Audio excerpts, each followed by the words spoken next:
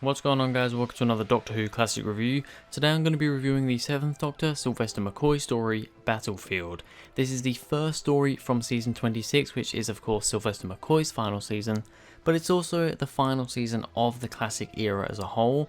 So yeah, it's a big one because it's the first episode of this last season. And yeah, I have seen this one before quite a long time ago, so I didn't have a whole lot of memory. There were little bits here and there that I remembered from watching it all those years ago, because I've probably seen it 2 times, you know, at least 5 years ago, probably more. So I was interested to see what this one was like again on a rewatch, actually kind of looking at it more analytically, like I do with these reviews. So yeah, this is Battlefield by Ben Aronovich. Responding to a distress signal, the Doctor and Ace arrive near the village of Carberry, where a nuclear missile convoy has run into difficulties. The peace of the English countryside is shattered as unit troops are besieged by armoured knights from another dimension. As the crisis deepens, Brigadier Lethbridge Stewart is called out of retirement to join the battle. Together he and the Doctor must face the Destroyer, a fearsome demon summoned by the Witch Queen Morgaine to devour the world. So a really nice, interesting thing on the back of the DVD there. Yeah, this is... It's kind of the return again for the Brigadier, but really his final return. This would be his final appearance in Doctor Who. He wouldn't reappear in the new series. He would, however, make an appearance in one of the Sarah Jane Adventures episodes, but yeah, this was his last actually Doctor Who appearance. So yeah, pretty big one for the show in a way, and yeah, like I said before, first episode of the final season, so that's also a pretty big thing. But yeah, let's get started with the cast. So we'll start off with Sylvester McCoy as the 7th Doctor. He's really good in this one. Sylvester McCoy's really got the role going by season 26. He was, from what I can tell, a little bit shaky in season 24 from what I've seen of 24. Just generally the writing as well was not as good in that season. Season 25, he's really kind of getting up there and knows what he's doing a lot more and seems to be written a lot better. And then season 26 is just better still. Yeah, the 7th Doctor's a lot better. He's actually probably one of the best Doctors in this season. But sadly, you know, previous things, mainly season 24, kind of let him down a bit. But yeah, generally, acting-wise and everything, Sylvester McCoy does a great job in this episode as the Doctor. Sophie Aldred as Ace is also really good. I think Ace is a great character. She has some pretty good moments in this one. To be honest, doesn't do a massive amount in the story. She kind of gets put with that other character. I can't think of her name right now, but she gets put with that, you know, Asian character, and yeah, it doesn't do a whole lot, I'm going to be honest, but she's just kind of there and she's doing enough, I suppose. There's like that one moment where, you know, the whole grenade thing where she's going boom, which I think is a bit of a, I don't know, not the best acted moment, just boom, and it just looks really cheesy, seems a bit cheesy, but yeah, I don't know if it's kind of a combination of acting and writing. I think it's the way it plays out as well. It just doesn't really merge very well. But apart from that, Sophie Aldred's great. And Ace is one of my favourite companions. And then I will also talk about Nicholas Courtney as Brigadier Lethbridge Stewart, since this is his final appearance in the show. Yeah, he's really good here. He brings it back again. I don't think he actually appeared in any of Sylvester McCoy's stories. Not Sylvester McCoy stories, Colin Baker's stories. So we haven't seen him since, what, the 5 Doctors, I believe? So yeah, he's awesome here again. Definitely a bit older than he was before, but yeah, he's great and gets back into the character straight away. Alright, so let's get on to the good and the bad, starting off with the good. Return of the Brigadier, like I said before, he's back. It's awesome to have him back. Brigadier's a great character. You know, he was obviously probably at his best, I'd say, in the 3rd Doctor era, when he kind of, you know, was at his prime in the show a lot. But yeah, when he's always good to see coming back from time to time, and they didn't constantly keep on bringing him back. You know, after kind of Unit faded off at the start of Tom Baker's era, we saw the Brigadier come back now and again, but I think he came back just the right amount of times and with the right amount of gaps that he was still really enjoyable and really good when he came back. It wasn't like some characters, you know, for instance, like the Master in the early, and I suppose in a way, Unit in the John Pertwee era, where it's just kind of in every episode, and for a lot of it, it worked with the whole storyline of, you know, the Doctor being stuck on Earth, but you did kind of think, okay, we've seen the Unit quite a lot now, But yeah, bringing him back is always awesome. I love him very much. He's a great character. The two factions of advanced medieval soldiers. So at the start of this episode, we have like two groups of soldiers, medieval soldiers fighting each other. They're fighting each other with like swords and stuff, but then they pull out guns, like laser weapon things, and it's like these seem very advanced for what look like medieval knights. Turns out they are human, or at least human-esque. And you know, you've got one side which is with Morgaine, you know, working with her, and the other side is, well, basically working with Merlin, who is apparently the Doctor. We'll get onto that, but yeah, he's kind of, you know, friends with Merlin and is against Morgaine. So it's a nice little thing going on there. I found that quite interesting. Some pretty good effects and direction for the time. I think this one looks really good.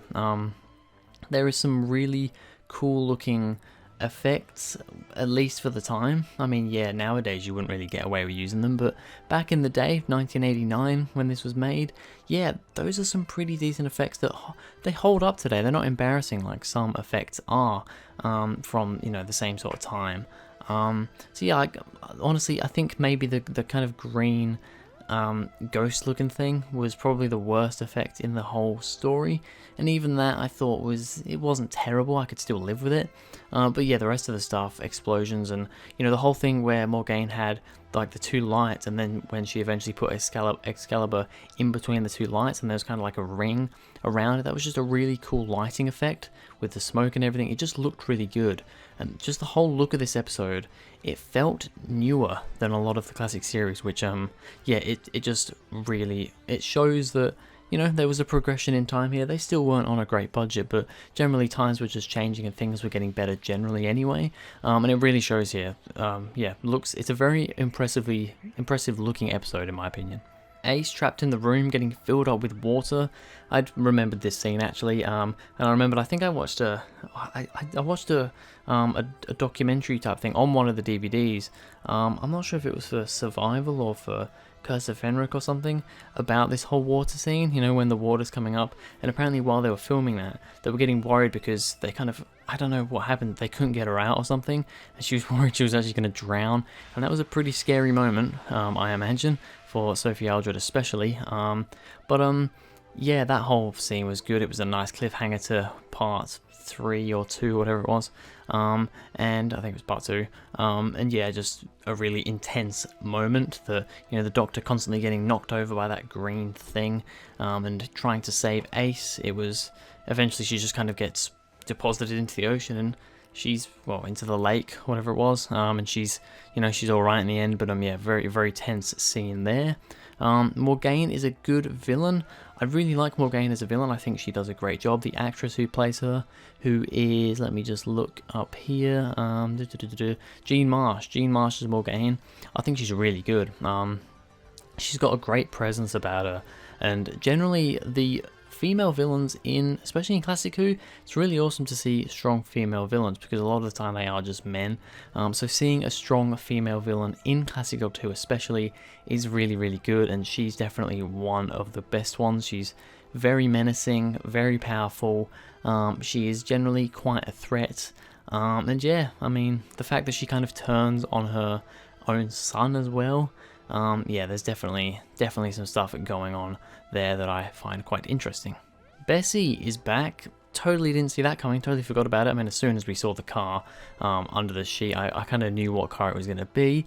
But yeah, it's awesome to see Bessie back. I mean, we only see the car back briefly, but yeah, really awesome, nice callback. There was a couple of callbacks actually. There was a little callback to Liz Shaw as well in this one, at the start of the episode, when the Doctor kind of gives himself and Ace the IDs for, I guess, their kind of unit IDs, because he obviously used to work for unit, and you know, this ID that he gives Ace is Liz Shaw's ID.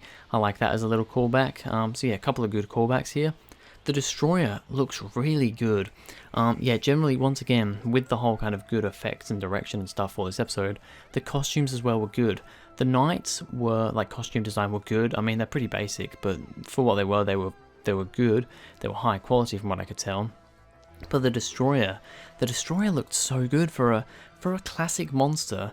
it looked really good. The face and everything, just great stuff. I mean, honestly, that could hold up today, I think, perfectly fine. Yeah, it was just a really cool looking monster. Sadly, I don't think the Destroyer was used quite as much as it could have been. But, you know, seeing it, and I mean, in fact, it only really shows up towards the end of part 3, I think, like right at the end, and we don't really see it much in part 4 even, so it's not used that much, I don't think. But yeah, it looks really cool.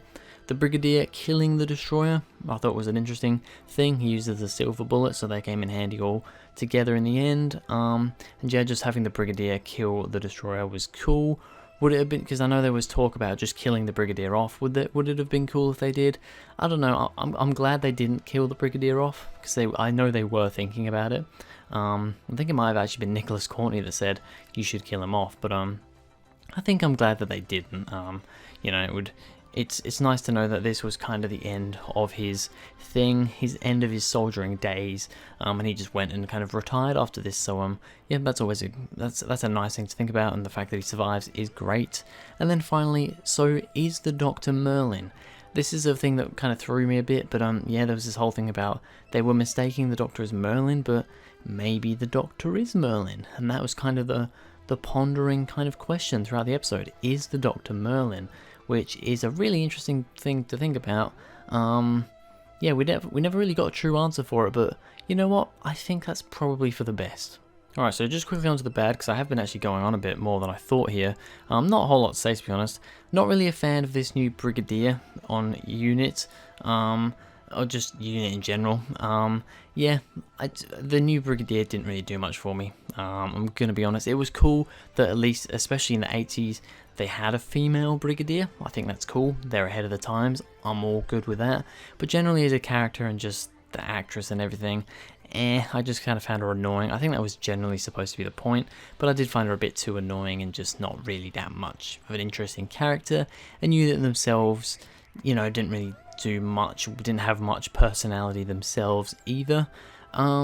Some way over the top laughing, that way over the top laughing bit that Morgane's son does is ridiculous. It was so over the top, very, very hammy. And then finally, Morgane stopping the countdown at 1 second, I think is a little bit, you know, cliche. It wasn't terrible, but yeah, it was a little bit cliche, and I would have maybe liked a bit more of an interesting end. I did quite like the Doctor and Morgane's little kind of talk with each other at the end there, before that all went down, so it was a nice build up to it, but yeah, I just felt like it was a little bit cliche. So, a rating for Battlefield. I'm going to give it an 8.5 out of 10. I thought this was a pretty good episode. Definitely the feel and the look of it was really high standard for Classic Who, and generally the story was interesting. It was well paced throughout, which is always a nice thing with Classic Who as well. Sometimes the pacing can be a little bit slow, but I felt like this one, the pacing was pretty much there throughout the whole thing. There are a couple of things, just like, you know, the Destroyer not being used quite as much as I would have liked, the cliche ending, and just some generally not interesting characters, or some over the top acting with some characters that does drag it down a bit. But yeah, this is still a very enjoyable episode and one of my favorites of the 7th Doctor's era, so an 8.5 out of 10 is what I'm giving it. Anyway, that's going to be it for this video, guys. Thank you very much for watching. If you enjoyed, please go ahead, like and subscribe. Go down to the description, follow me on Twitter, that would be awesome, and I'll see you guys in the next video.